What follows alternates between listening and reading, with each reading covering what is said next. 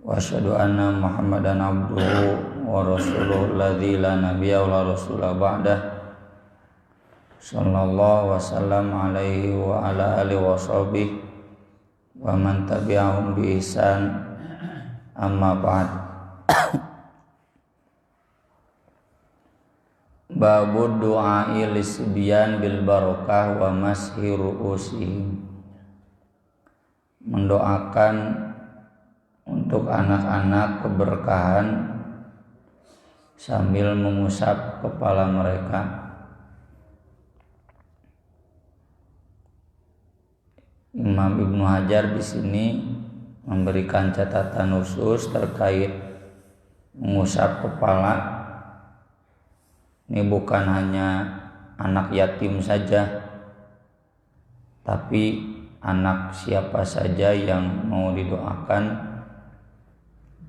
itu Nabi SAW sambil mengusap kepala mereka. Terkait anak yatim memang ada hadisnya, ada hadis yang dhaif, ada juga hadis yang hasan. Hadis yang dhaif diriwayatkan oleh At-Tabrani dari Imam Ahmad dari Abu Umamah, man masaha ra'sa yatim la yamsahu illa lillah kana lahu bi kulli sya'ratin tamurru yadahu 'alaiha hasanatun. Siapa yang mengusap kepala anak yatim dan dia mengusapnya hanya karena Allah, maka setiap helai rambut yang kena pada tangannya itu dihitung satu kebaikan. Entak nebotak motong diusap rugi. Dan ini sanadnya dhaif. Yang hasan, yang hadis Abu Hurairah masih dari Imam Ahmad, anna rajulan syaka ilan Nabi sallallahu alaihi wasallam, ada seseorang yang mengadu kepada Nabi sallallahu alaihi wasallam, qaswata qalbihi, keras hatinya. Ari abdi cenah meureunnya meuni ngadengi ceramah teh lain ngabandungan sare wae cenah kitu. Ngadengi musik cenghar. Faqala, kata Nabi, at'imil miskin wamsah ra'sal yatim. Kalau begitu sering-seringlah berbagi makanan dengan orang miskin dan usaplah kepala anak yatim. Ini kata Ibnu Hajar wa sanaduhu hasan. Wamsah ra'sal yatim di sini tentu lain ngusap pungkul, ya. Ini bisa makna dohir, bisa makna batin, ya. Makna dohirnya yang memang mengusap, makna kontekstualnya bukan hanya mengusap, tetapi juga dengan memberikan sesuatu. Maksud nama menyantuni fakir miskin dan anak yatim. Terkait tema mengusap kepala anak itu sendiri dan mendoakan keberkahan, di sini Imam Bukhari menuliskan 6 hadis. Yang ini semua kata Ibnu Hajar Al-Asqalani di dalam Fathul Bari di bab yang lain menunjukkan bahwa tawaffuru dawa'i sahabah ala ihdari auladihim indan Nabi sallallahu alaihi wasallam lil timasi barakatihi. Tawaffur itu ngalut ngabandalut, sering, banyak para sahabat atau semangatnya, ya, banyak hal yang mendorong para sahabat untuk menghadirkan anak-anak mereka dekat Nabi Shallallahu Alaihi Wasallam untuk memohon barokahnya. Jadi hadis-hadis yang akan kita bahas ini menunjukkan bahwa para sahabat kalau punya anak, cucu tuh sok dibawa ke Nabi, tentunya dengan mempertimbangkan waktu nabinya juga ya.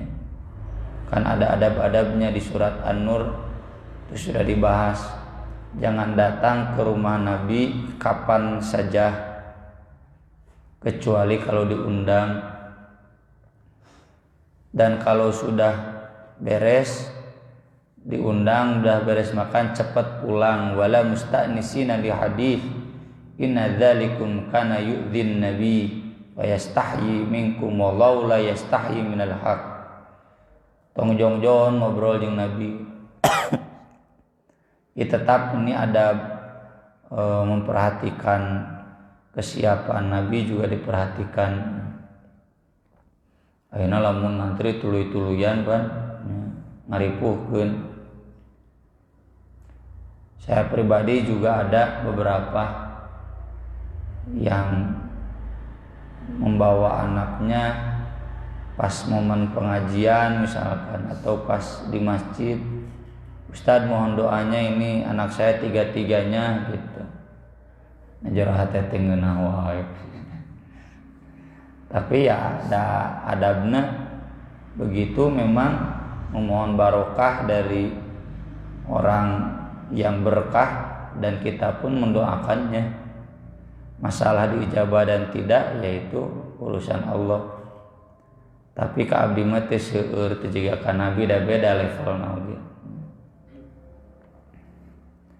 Kalau ada yang begitu kepada kita ya bukan hanya ustadz saja, tentu semua orang solih yang berkah ke Pak Haji, ke Ketua DKM. Bagaimana doanya? Ya mohon berkah. Allahumma bariklah, Allahumma barik lahu fi umri, boleh. Allahumma barik lahu fi dunyahu wa akhirihi, boleh. Atau seperti doa Nabi ke Ibnu Abbas, kalau saya sering mendoakannya doa itu. Allahumma faqihhu fiddin wa 'allimhu ta'wil. Ya Allah, pakihkan, pakih teh doa, pakihkan dia dalam agama dan ajarkan tafsir ya, kemampuan menafsirkan Al-Quran. Hadis yang pertama, hadis Abu Musa, ulidali ghulam wa da'a lahun nabi sallallahu alaihi wasallam bil barakah. Dilahirkan untukku anak namanya Ibrahim. Wa da'a lahun nabi sallallahu alaihi wasallam bil barakah, dan Nabi sallallahu alaihi wasallam mendoakan keberkahan untuknya. Hadis yang kedua, As-Sa'ib bin Yazid yaqul dhahabat bi khalati ila Rasulillah sallallahu alaihi wasallam. Bibiku membawaku kepada Rasulullah sallallahu alaihi wasallam. Faqalat, lalu ia berkata, ya Rasulullah, inna bana ukhti waji'un, sesungguhnya anak saudaraku ini sedang sakit. Famasaha ra'si, lalu Nabi mengusap kepalaku. Wa da'ali bil barakah, dan mendoakan keberkahan. Bukan mendoakan kesembuhan ya, lebih dari itu, keberkahan. Ai berkah mah sesudah sembuh juga berlaku doanya. Kalau sembuh saat itu saja. Boleh kita kalau ada orang yang mendoakan, memohon doa yang sedang sakit, doakan saja keberkahan agar sakitnya jadi berkah. Kan sakit tidak harus sembuh ya. Sakit yang tidak sembuh kan berkah kalau dia sabar. Dan agar ketika sudah sembuh berkahnya nyambung. Tsumma tawaddoa, kemudian beliau berwudu. Fasyaribtu min wadu'ihi, dan aku pun kemudian minum dari air bekas wudunya. Ini jadi dalil keberkahan bekas Nabi. Tapi khusus yang ini mah para sahabat tidak ada yang mempraktikkannya. Para tabi'in, tabi'ut tabi'in, ulama salaf tidak ada yang mempraktikkannya kepada sahabat, kepada ulama, hanya kepada Nabi Shallallahu Alaihi Wasallam. Meskipun nanti beda madhab ya antara kholaf dan salaf. Kalau salaf membatasi ini khusus Nabi, kalau madhab kholaf tidak membatasi.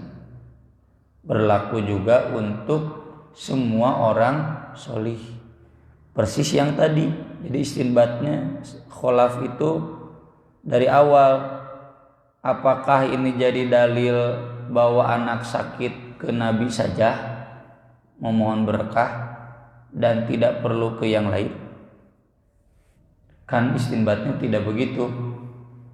Ke Nabi, tidak ke Nabi saja, boleh ke orang lain, orang yang dinilai ada berkah. Nah, lalu ini yang keduanya, apakah boleh minum air wudu selain Rasul? Nah, ini beda di sini. Kalau kita menjawab tidak boleh, ini mazhab salaf ya. Tapi kalau mazhab khalaf boleh. Dan ini jadi dalil oleh Imam Bukhari bahwa air bekas wudu itu suci kalau memang suci. Jadi fikih ma'ul musta'mal di mazhab Syafi'i itu tidak boleh air bekas dipakai. Kata Ibnu Hajar, kalau memang dipastikan air bekas itu tidak suci. Kayak orang mandi di balong, kan air bekasnya kadinya deui gitu. Kalau airnya tidak suci ya tidak suci, kalau masih suci ya suci. Ini tentu air yang diminum oleh anak ini airnya air yang suci. Kalau saya mau ikut madzhab kholaf gimana? Nyapek we menyeri beuteung tong nyalakeun. Cenah cai urut wudu ustad mah naon cenah nyeri beuteung. Tong boro urut cai wudu, cai atah we ge nyeri beuteung. Nu teu diwuduan. Jadi madzhab salaf kalau disebut tidak ada pakai akal ada juga. Dan madzhab kholaf kalau disebut pakai akal dalam wilayah-wilayah tertentu tidak juga. Mereka kuat pada dalil. Dina dalilna kieu berarti menang gitu. Kita yang ada dalam salah satu posisi enggak usah banyak protes, Pak. Naon cenah yang bisi boga minantu ti mazhabna mazhab kholaf, mazhab NU. Naon cenah ari hujan kira aku cai urut wudu ustad di inu mikir weh. Nah teu kudu gitu. Karena jelas mereka punya dalilnya ini. Kalau ini dibatasi minum air wudu pada Rasul, berarti doa mohon berkah pun dibatasi hanya untuk Rasul, enggak berlaku untuk yang lain. Itu mazhab khalaf. Ini jadi dalil bahwa para sahabat kalau ada anaknya sakit itu yang bergegas itu mohon doa. Ini yang sering saya jelaskan ya. Sunnahnya itu bukan berobat, ngadoa, ruqyah. Berobat itu hanya boleh, bahkan makruh menurut sebagian ulama, karena ingin cepat-cepat menghilangkan keberkahan. Kan sakit itu berkah. Kemarin dibahas hari Kamis hadisnya. Boleh kalau sudah tidak kuat, boleh. Hari kuat kene malah ya, bisa kene leumpang, bisa kene dahar, bisa kene ngabaso. Lebar di obatan teh agar kemudian tidak hilang berkah penyakitnya. Kalaupun mau, nah ini berdoa. Aisyah begitu kan, Nabi SAW kalau sakit tuakan dengan obat. Beliau meruqyah dirinya dengan kulhu falak bin nas, usapkan ke yang sakit. Yalah jampe-jampe harupat ya sunnah, lain dukun ya sunnah. Sahih hadisnya. Jadi kalau kita mau berobat, unggal geringet nanti keaming. Nah itu sebaiknya didahulukan doa. Pan di aya Pak Haji mah berkah tulis katana suci. Pak Haji nyungkeun doana. Kayak Pak Haji geus surti lain doa unggul. Ieu cenah jangka amingna cenah. Kemudian hadis yang ketiga dari Abu Muqil annahu kana yakhruju bi jadduhu Abdullah bin Hisham minas suq aw ila suq. Kakeknya Abdullah bin Hisham, sahabat radhiyallahu anhu, pulang dari pasar. Atau riwayat lain ini ragu rawi, pergi ke pasar. Fayashtari ta'am, lalu dia beli makanan. Fayalqahu Ibnu Zubair wa Ibnu Umar, lalu berpapasan dengan Ibnu Zubair dan Ibnu Umar, dicegat itu. Ibnu Zubair Ibnu Umar ini kan sahabat mulia. Ibnu Zubair anaknya Zubair bin Al-Awwam, cucu Abu Bakar. Ibnu Umar anaknya Umar bin Khattab. Ini memang sepantar lah, lebih senior Abdullah bin Umar. Abdullah bin Umar mah ketika perang Badar usianya 14 tahun. Kalau Abdullah bin Zubair ketika perang Badar usianya 2 tahun. Karena lahirnya pas hijrah. Ibunya Asma itu ketika hijrah itu bari gede beuteung dan melahirkan di jalan. Jadi sahabat junior yang di zaman ini sudah jadi senior. Fayaqulani, mereka berdua berkata, kalau Ibnu Umar sepanjang hayatnya jadi ulama, kalau Ibnu Zubair pernah jadi khalifah 9 tahun di Makkah. Asyrikna, bagi 2 dong dengan kami. Kan beli makanan lah bin Hisham, minta dong kami. Fa innan Nabi sallallahu alaihi wasallam qad da'a laka bil barakah. Karena sungguh Nabi sallallahu alaihi wasallam pernah mendoakan untukmu berkah.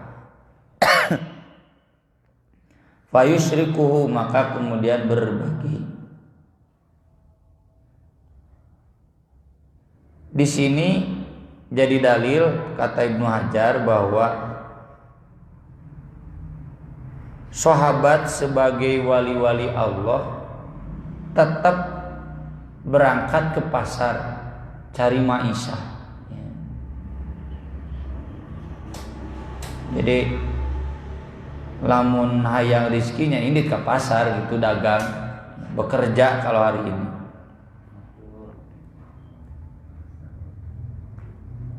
Yang kedua kata Ibnu Hajar Al-Asqalani, ini juga jadi dalil bahwa minta makanan karena ingin berkahnya boleh. Macam nu sandi ka ustad kumaha teu sopan.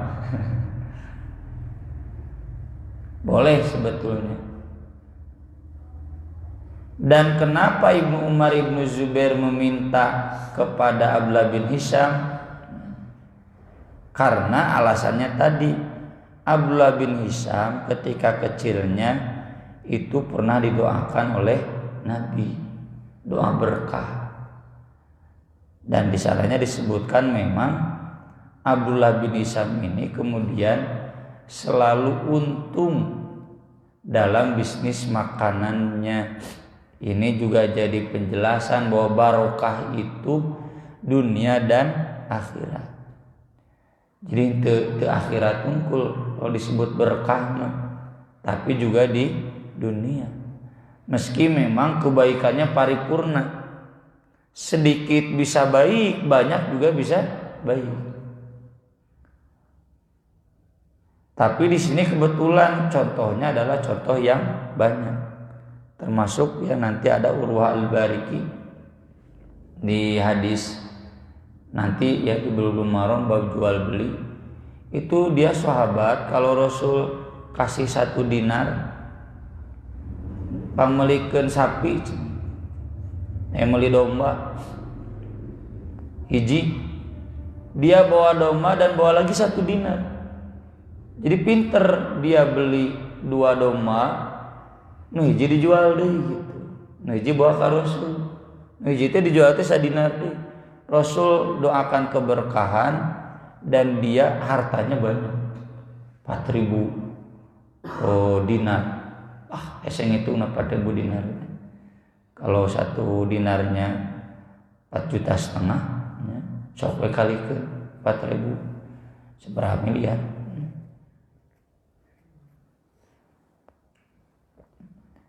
Nah itu juga doa berkah. Dan hadis Anas bin Malik yang dulu ya, yang didoakan berkah oleh Nabi, wa barik lahu fi umri, dan dia mengatakan anak saya paling banyak, harta saya paling banyak, saya panjang umur, panjang umur gitu. Jadi keberkahan itu duniawi juga. Maka dari itu ini bapak-bapak ya harus semangat mendoakan keberkahan untuk anak-anaknya, atau bisi kurang mempan memohon berkah kepada orang-orang yang soleh, mohon doa berkah. Hadis yang keempat, Mahmud bin Ar-Rabi'. Di sini hanya disebutkan wa walladzi majja Rasulullah sallallahu alaihi wasallam fi wajhihi wa huwa ghulamun min bi'rihim. Mahmud bin Ar-Rabi' itu yang pernah disembur gitu lah ya, dengan air ke wajahnya ketika ia masih kecil dari air yang ada di sumur. Rasul menghirup air ke mulutnya, kemudian diburakkan ke wajah Mahmud bin Ar-Rabi'. Dan dengan itu kemudian Mahmud bin Ar-Rabi' menjadi sahabat yang cerdas. Usia 5 tahun dia sudah hafal hadis, di antaranya hadis ini ya. Dan juga hadis yang Itban bin Malik yang sering saya bahas ya, di Buletin At-Taubah pernah dibahas juga di berbagai kajian tentang Itban bin Malik, imam kaumnya yang sudah tua, buta, tidak bisa mengimami, ingin sholat di rumahnya, di musola gitu. Kemudian nanti dalam 1 jamuan ada orang yang bertanya, mana Malik bin Duhsun ditembal kunulain munafik. Itu hadis itu terkenal ya. Dicek saja di website atau Bajitut Itban bin Malik. Nah ini mah tidak ada doa langsung diketahui, tapi lewat semburan. Bolehkah Ustadz seperti itu? Silakan. Kalau memang mau meyakini bahwa hadis ini bisa diamalkan oleh selain Rasul, itu madzhab khalaf seperti itu. Makanya habaibiyah terutama ya, bekas minumnya ada yang minta disembur, tuh aneh gitu. Muka Habib Rizik begitu, nugering bawa ke Habib, naon bawa ke Habib. Meski sebetulnya bukan Habib saja, semua orang yang solih di fikih madzhab Syafi'inya. Ini juga salah satu mohon keberkahan. Rasul mendoakannya sambil menyemburkan air ke wajah Mahmud bin Ar-Rabi'. Sigana nu hese apal di pasantren oge kudu dipura heula. kemudian mun ikhlasin kolotna ansor kuno diburah lah. Kemudian Aisyah hadis yang kelima menjelaskan kana Nabi sallallahu alaihi wasallam yu'ta bisibyan. Nabi sallallahu alaihi wasallam dibawakan kepada beliau anak-anak, jadi loba gitunya ngantri. Fayad'u lahum, lalu Nabi mendoakan untuk mereka semua. Ieu mah tadi dijelaskeun musab mastakana. Loba teuing langsung we. Jadi bukan syarat ya musab kepala itu. Hemat saya ini refleks saja ya, nyaah mantesna gitulah mendoakan anak itu. Bukan syarat. Ini Nabi di sini atau yang tadi Muhammad bin Arabi tengusap malah mabura, menyemburkan air ke wajah. Fabala fautiya bisabiyin fabala ala thawbihi, lalu ada juga seorang anak yang dibawakan ke beliau dan dia kencing di atas lahunan Nabi. Fada'a bima'in, lalu Nabi minta air.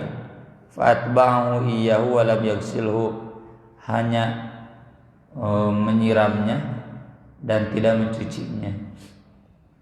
Ini hadisnya dalam riwayat lain karena anak ini anak lelaki dan belum makan, masih ASI eksklusif 6 bulan lah ya, di bawah 6 bulan. Kecuali saya dan saudara-saudara saya, kata ibu saya, maneh mah peuting ka hiji ge cenah diwawalan cau.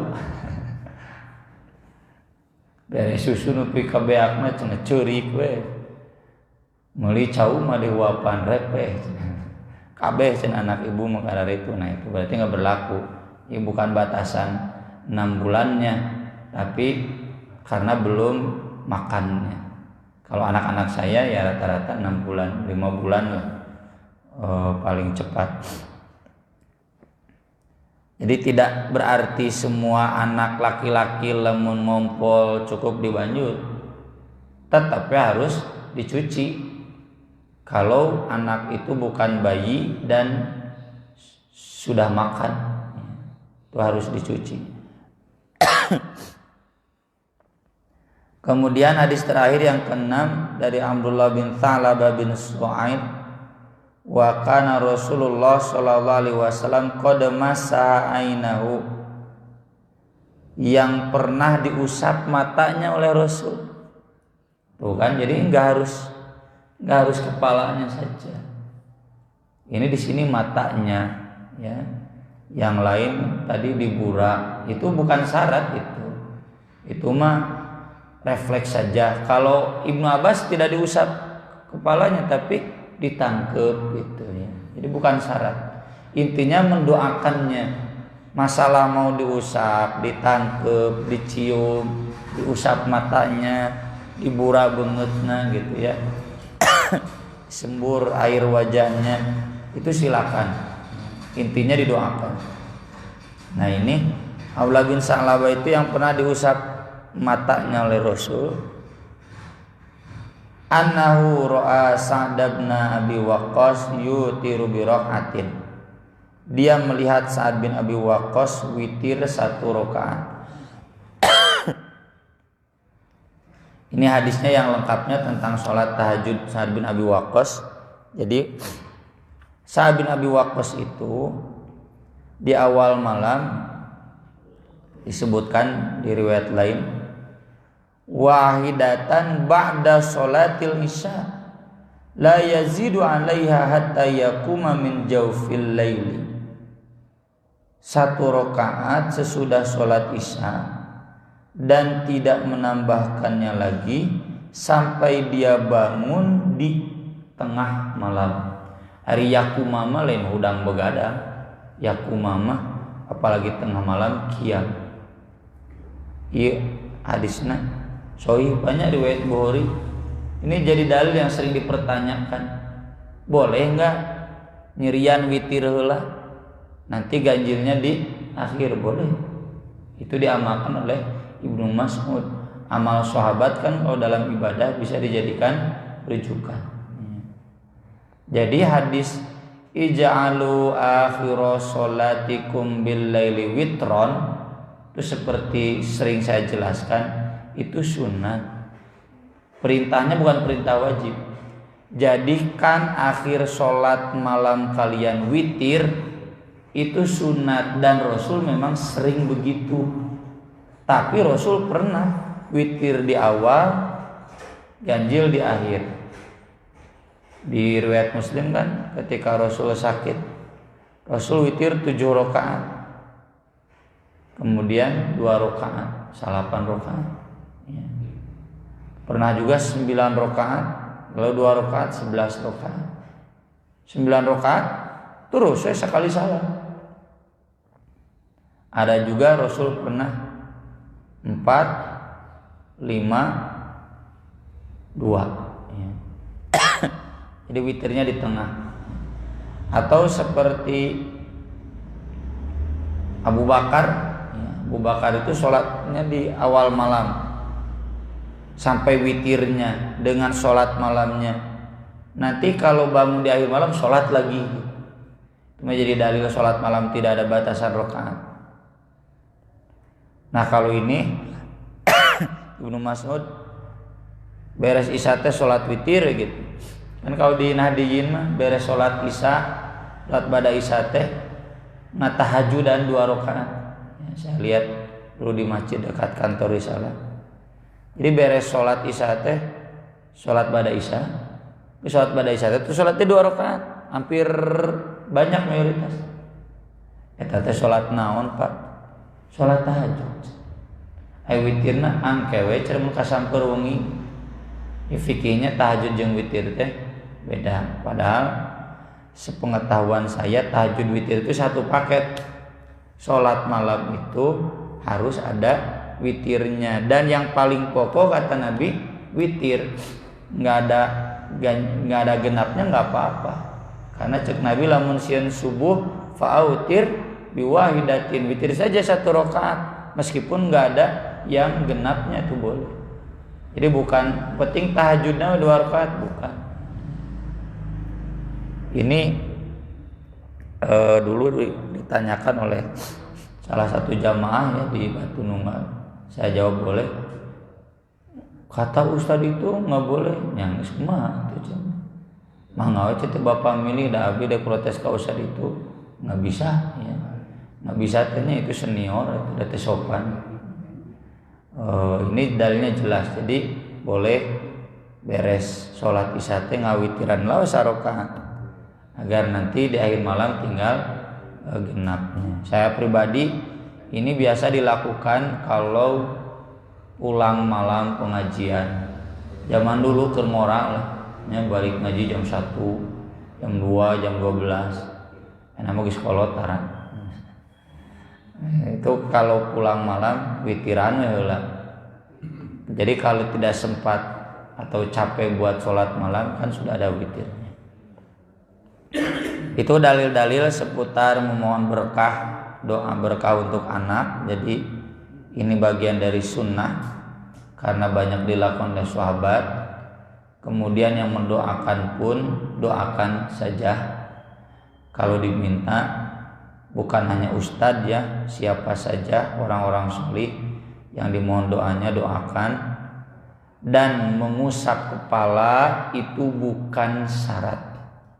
Buktinya ada yang diusap matanya, ada yang dipeluk ya tanpa diusap kepala, itu bukan syarat. Itu refleks saja, normal saja, atau kebiasaan normalnya begitu gitu. Kayak kita normalnya bertemu salam barisa salaman ya. Atau kalau sekarang jaga jarak kan begini ya, ente kieu itu begini, itu lumrahnya saja seperti itu. Aku lo qauli hada wa astaghfirullah li wa lakum subhanakallahumma wa bihamdik asyhadu an la ilaha illa anta astaghfiruka wa atubu ilaik.